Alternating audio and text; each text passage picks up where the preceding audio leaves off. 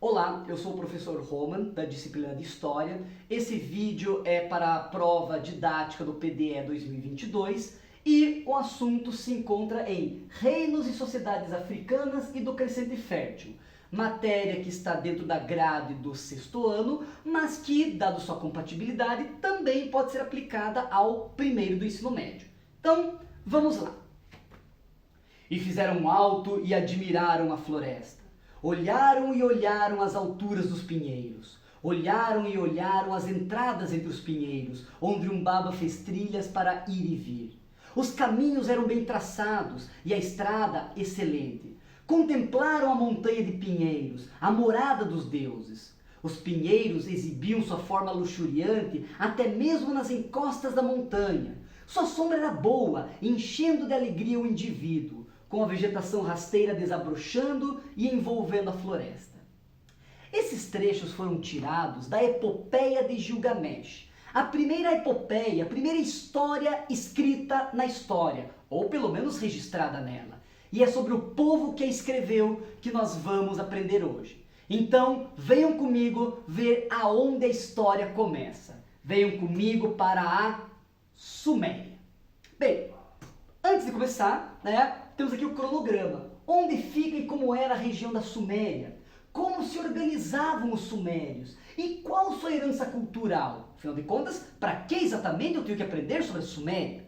Isso é importante, nesses aspectos.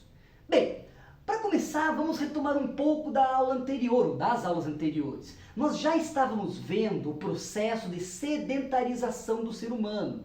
Quer dizer, o homem, os grupos humanos vão deixando de ser nômades, de vagar o mundo atrás de comida, caça, coleta, e vão se estabelecendo em seus lugares.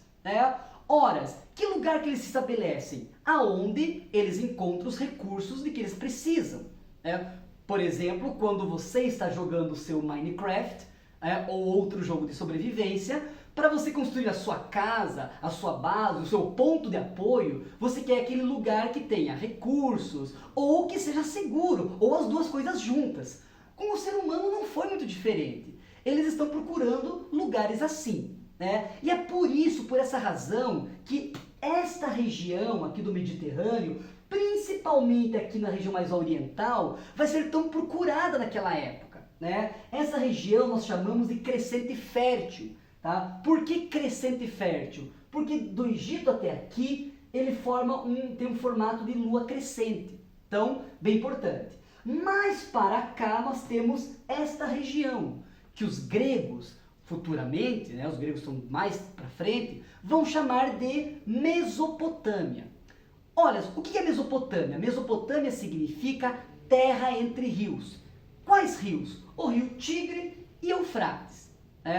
E é no sul dessa região que um povo de origem desconhecida, eu digo desconhecida porque não há registro de que eles tenham ou tiveram algum parente, uma língua, povo com língua parecida, com genética parecida. Eles são o que chamamos de grupo isolado.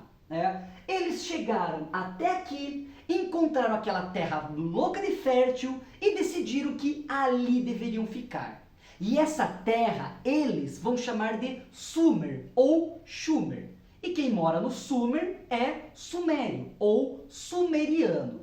Mas a identidade deles é um pouco mais complexa do que isso. Porque eles não vão ser um povo exatamente unido. Eles vão fundar suas cidades, como essa daqui. Cidades como Ur, Eridu, Larsa, Lagash, Uruk, Uma, entre dezenas de outras. E elas vão ter mais ou menos essa característica aqui. Fundada geralmente próxima de um rio, com suas plantações ao redor. Desse rio, além das plantações, eles tiravam argila para fazer o tijolo. O tijolo, a invenção do tijolo é atribuída aos sumerianos. E além disso, além dessa riqueza, os sumerianos encontram ali nada.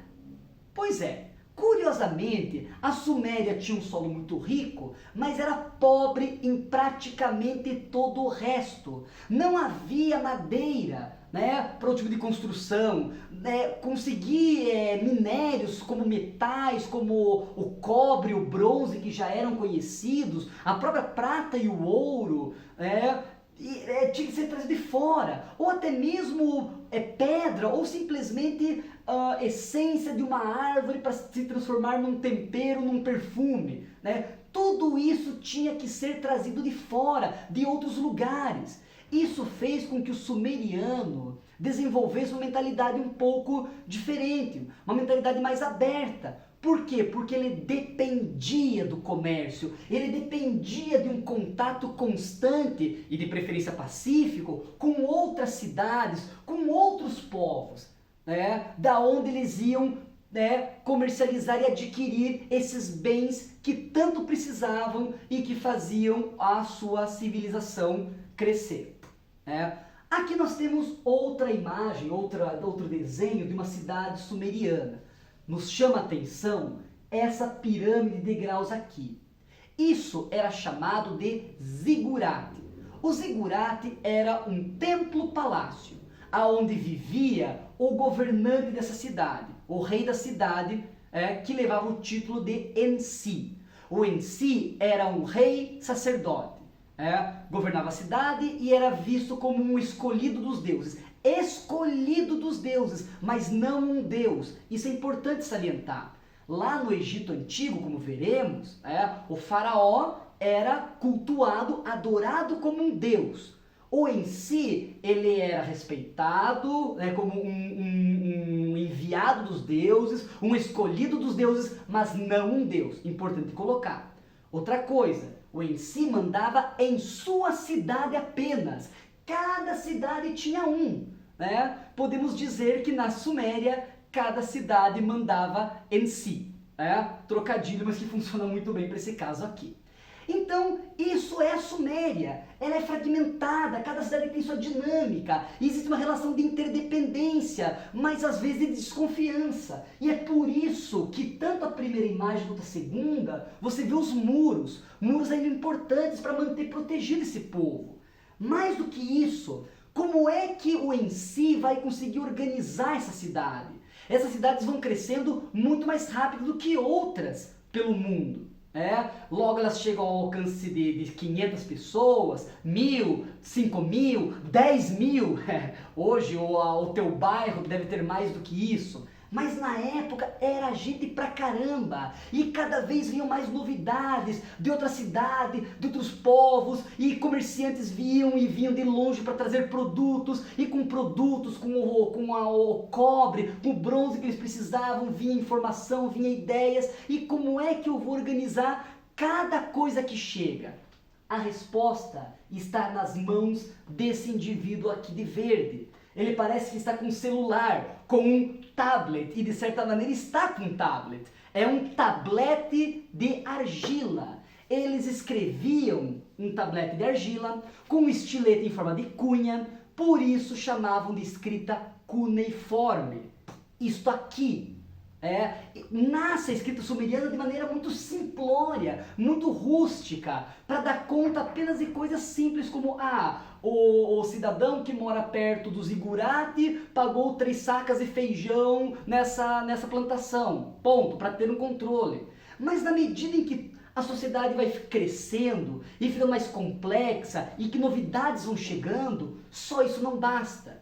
E a escrita vai se desenvolvendo para dar conta de organizar todo esse mundo, até ela ficar assim. E é com essa placa de argila, foi numa dessas, que foi encontrado por arqueólogos a epopeia de Gilgamesh, que li para vocês no começo aqui da aula.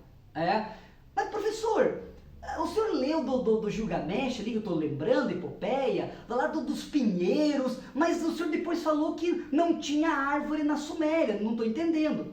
Então, isso é uma coisa bem interessante. Na história, o herói Gilgamesh e seu amigo Enkidu viajam para longe, detêm um tal de gigante, o tal de Umbaba, de que fala, e eles encontram essa floresta. E a maneira como o autor descreve essa floresta e o encanto que o Gilgamesh e o Enkidu tiveram diante dela, nos sugere que eles nunca tinham visto ou que floresta era raro. Diferente da gente, felizmente, que ainda vemos floresta como uma coisa comum, eles não. Para eles, e podemos ver nesse trecho que li, que floresta era algo exótico bastante para o autor colocar aquelas palavras todas. Bem interessante isso. Bem, vamos agora aqui para os finalmente, pelo menos por enquanto, e relembrar dos tópicos principais. Primeiro, como era a região da Suméria? Os alunos teriam alguns momentos para responder, eu respondo aqui. Ora, ficava às margens dos rios Tigre e Eufrates, era muito rica o solo, mas fora isso, pobre em recursos, outros recursos. Quem eram os ensis? Os ensis eram os reis sacerdotes que governavam cada uma das cidades. Qual foi a importância da escrita? Ora, fundamental. É ela que garantiu o crescimento e desenvolvimento de cada uma daquelas cidades. E esse desenvolvimento, com essa riqueza, não tardaria para atrair olhares cobiçosos ou simplesmente encantados de outros povos que vão começar a rondar a região e se interessar bastante pela Suméria. Alguns deles, de uma maneira que os sumérios não gostariam tanto que se interessassem. Mas isso é assunto para a próxima. Então, até aí hoje, muito obrigado.